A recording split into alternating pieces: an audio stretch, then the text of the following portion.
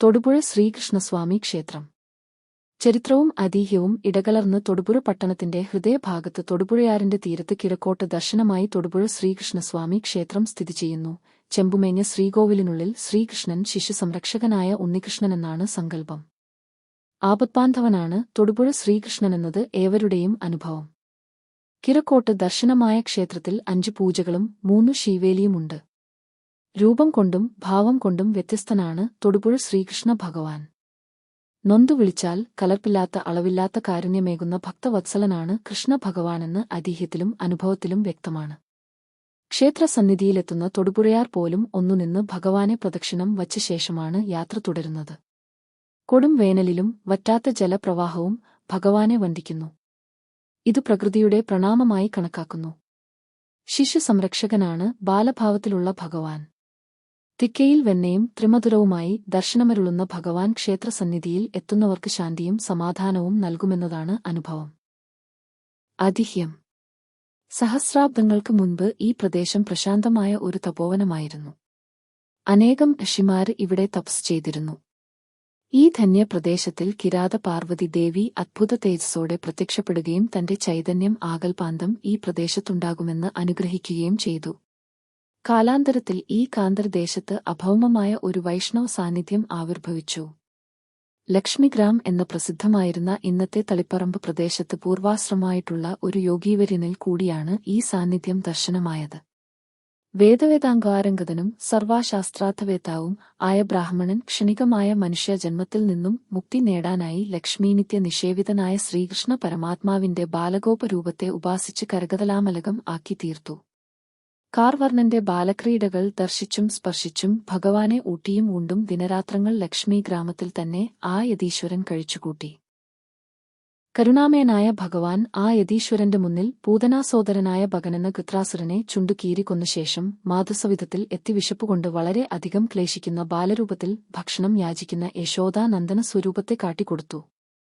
ആനന്ദസാഗരത്തിലാറാടിയ ആ യതീശ്വരൻ ഉടൻ തന്നെ സർവ്വലോകങ്ങൾക്കും അന്നദാതാവായ സർവേശ്വരൻ നിവേദ്യം വച്ച് ഭക്തിപുരസരം സമർപ്പിച്ച് പ്രീതി വരുത്തി സംതൃപ്തനാക്കി. ഇത് മീനമാസത്തിലെ ചോതി ദിവസമായിരുന്നു. യോഗീശ്വരന്റെ പ്രാർത്ഥന മൂലം ഭക്താഭീഷ്ട ഫലപ്രദായിയായ ദേവൻ ജഗദംബയുടെ സവിധത്തിൽ നിത്യസാന്നിധ്യം ചെയ്തുകൊള്ളാമെന്നു അരുളുകയും ചെയ്തു. പിതൃതുല്യ പരിലാളനയോടെ ശിഷ്ടകാലം ദേവനെ സേവിച്ചുകൊണ്ട് യോഗീശ്വരൻ തത്സവിധത്തിൽ കഴിച്ചുകൂട്ടി മോക്ഷപ്രാപ്തി അടയുകയും ചെയ്തു. ഈ പുണ്യാത്മാവിന്റെ സമാധിസ്ഥാനമാണ് ക്ഷേത്രത്തിന് കുറച്ചു മാറി കാണുന്ന നിലപാട് തറ. യതിപ്രഭാവത്തെക്കുറിച്ച് കാലാന്തരത്തിൽ കേട്ടറിഞ്ഞ നാട്ടരച്ചൻ ക്ഷേത്ര നിർമ്മാണം നടത്തിക്കൊടുത്തുവെന്നുമാണ് ഐതിഹ്യം. ശത്രുക്കളുടെ ആക്രമണങ്ങൾ ക്ഷേത്രസങ്കേതത്തിന് പലതരത്തിലുള്ള നാശനഷ്ടങ്ങൾ ഉണ്ടാക്കി. പിന്നീട് തിരുവിതാംകൂർ മഹാരാജാക്കന്മാരിൽ നിക്ഷിപ്തമായ ഈ ക്ഷേത്രം ഭരണാവകാശം അവരിൽ നിന്നും ഇന്നത്തെ ഊരായ്മക്കാരായ നെടുമ്പിള്ളി തരണനല്ലൂർ ഇല്ലത്തേക്ക് ലഭിച്ചു. പുള്ളും പ്രാവും സമർപ്പണം. കുട്ടികൾക്ക് ഉണ്ടാകുന്ന രാപ്പനി, ദുസ്വപ്നം കണ്ടു പേടിച്ച് കരച്ചിൽ, വിട്ടുമാറാത്ത ബാലരോഗങ്ങൾ തുടങ്ങിയ ബാലപീഡകൾ മാറുന്നതിനുവേണ്ടി പുള്ളും പ്രാവും സമർപ്പിക്കുന്നത് ഇവിടെ മാത്രം കണ്ടുവരുന്ന വിശേഷപ്പെട്ട വഴിപാടാണ്. പക്ഷിപീഡ നിമിത്തം കുട്ടികൾക്കുണ്ടാകുന്ന അസുഖങ്ങളെ ഈ ദേവൻ അത്ഭുതകരമായി ശമിപ്പിക്കുന്നു. വെള്ളികൊണ്ട് പുള്ളും പ്രാവും അല്ലെങ്കിൽ പുള്ളും മുട്ടയും ഉണ്ടാക്കി നടയ്ക്കൽ വെച്ച് പ്രാർത്ഥിച്ച് പ്രസാദം വാങ്ങി കുട്ടികൾക്ക് കൊടുത്താൽ പിന്നീടൊരിക്കലും ആ അസുഖം ഉണ്ടാകാറില്ല. ഭഗവാന് ചാർത്തിയ മാല വാങ്ങി ഗൃഹത്തിൽ പൂജാമുറിയിൽ സൂക്ഷിച്ചാൽ അദൃശ്യശക്തികൾ മൂലമുണ്ടാകുന്ന ബാലദുരിതങ്ങൾക്ക് ശമനമുണ്ടാകും. ചോതിയൂട്ട്. യതീശ്വരനായ ബ്രാഹ്മണഭക്തന് ഭഗവാൻ ദിവ്യദർശനം കൊടുത്ത ദിവസമാണത്രേ മീനമാസത്തിലെ ചോതി നക്ഷത്രം. ഈ ദിവസം ദേവന്റെ പിറന്നാളായി ആഘോഷിക്കുന്നു. ചോതി നാളിൽ നടത്തുന്ന ഭഗവാന്റെ പിറന്നാൾ സദ്യയ്ക്ക് ചോതിയൂട്ട് എന്ന് പറഞ്ഞുവരുന്നു. നിവേദ്യാദികൾക്കും ഓട്ടിനും മറ്റും ഉണക്കളരി മാത്രമേ ഉപയോഗിക്കാവൂ എന്ന് നിർബന്ധമുള്ള ഇവിടെ ആണ്ടിൽ ഈ ദിവസം മാത്രമാണ് പുഴക്കളരി വെച്ച് ചതുർവിധവും വിഭവസുദ്ധവുമായ സദ്യ നടത്തുന്നത്. ഓരോ ക്ഷേത്രത്തിനും തനതായ ദേശീയതയും സ്വത്വവും സംസ്കാരവും ഉണ്ട്. മൂർത്തി സങ്കല്പത്തിലെ വൈവിധ്യങ്ങൾ ആചാരത്തിലും അനുഷ്ഠാനത്തിലും മാറ്റങ്ങൾ ഉണ്ടാക്കുന്നു. അങ്ങനെയുള്ള ചില പ്രത്യേകാനുഷ്ഠാനങ്ങൾ എടുത്തുപറയേണ്ടതായി ഇവിടുണ്ട്.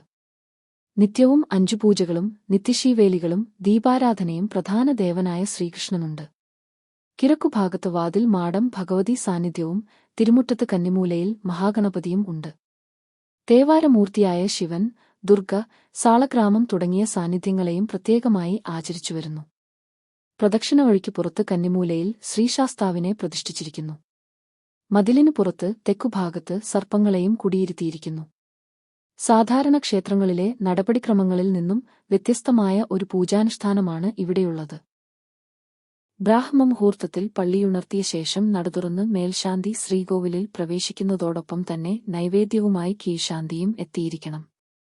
അല്പം പോലും താമസത്തിനിടവരുത്താതെ ഉഷനിവേദം കഴിച്ചതിനു ശേഷം മാത്രമേ നിർമ്മാല്യം മാറ്റി അഭിഷേകവും മലരുനിവേദ്യവും നടത്തുകയുള്ളൂ. ഭോക്തുകാമനായി മാതാവിനെ സമീപിച്ച ശ്രീകൃഷ്ണഭഗവാനെ സങ്കൽപ്പിച്ച് യോഗീശ്വരൻ ആദ്യമായി നൽകിയ നിവേദ്യമായാണ് ഇതിന്റെ സങ്കല്പമെന്ന് പറയപ്പെടുന്നു. അന്നപ്രാശത്തിനു മുൻപ് കുട്ടികളെ ദേവസന്നിധിയിൽ ദർശനം നടത്തിച്ച് അടിമ കിടത്തി തീർത്ഥവും പ്രസാദവും നൽകിയതിനു ശേഷം ചോറൂണ് നടത്തുന്നതും ഇവിടെ കണ്ടുവരുന്നു. അടിമ കിടത്തുകയെന്നത് വളരെ ശ്രേഷ്ഠമായാണ് കരുതുന്നത്. ശ്രീകൃഷ്ണ ഭഗവാൻ കുട്ടിയെ തന്റെ കളിക്കൂട്ടുകാരനായി സ്വീകരിക്കുകയും അവരെ യാതൊരാപത്തും വരാതെ രക്ഷിച്ച് ആയുരാരോഗ്യ സൗഖ്യങ്ങൾ നൽകി രക്ഷിക്കുമെന്നും അനുഭവസമ്പന്നരായ ഭക്തന്മാർ പറയുന്നു. ബാലലീലാവിനോദ തൽപരനായ ഈ ദേവന് ഏറ്റവും പ്രധാനപ്പെട്ട വഴിപാടുകളിൽ ചിലതാണ് പാൽപായസ നിവേദ്യവും കദളിപ്പഴവും പഞ്ചസാരയും. പൊതുവെ ചെറിയ കുട്ടികൾക്ക് മധുരപദാർത്ഥങ്ങളോട് ഇഷ്ടം കൂടുമല്ലോ, അതുപോലെ തന്നെയാണ് നെയ്വിളക്ക് തെളിക്കലും.